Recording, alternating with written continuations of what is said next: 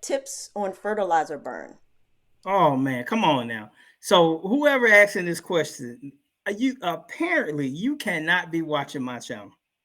I just released a was it a short? I did a short on that Yeah. on tips on fertilizer burn. Now I got a full-fledged video on it also.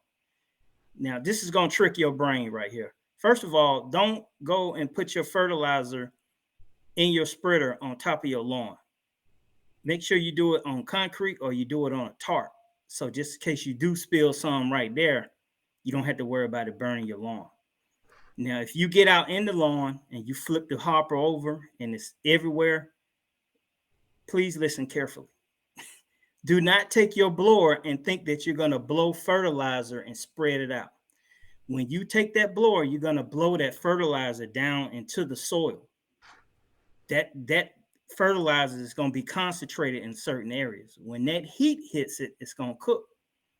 Now, in my video, I actually tell you to get a wet dry vac, works best. I got two of them, one for the yard, one for the garage. Take that wet dry vac, suck all the fertilizer up right then and there, every bit of it.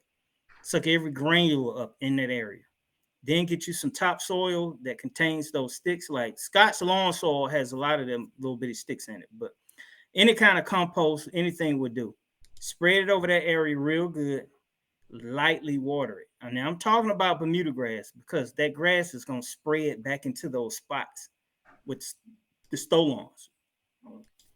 May take a couple of weeks, 3, 4 weeks, but eventually it's going to fill that spot in.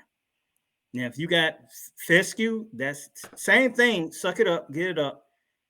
My advice is the area that it's in, you need to scratch that soil as hard as you can and then put as much topsoil as you can. And if it's the time of year, then maybe you can overseed it. Now, you know, fescue don't do good down here in Georgia in the summertime. It burns slap up.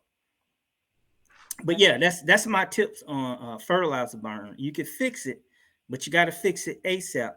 You can't wait. Even when I'm out in the field, I have a small wet dry vac that we could plug up just in case some idiot spills fertilizer on somebody's yard, and we could get it up and fix that spot. Okay. All right.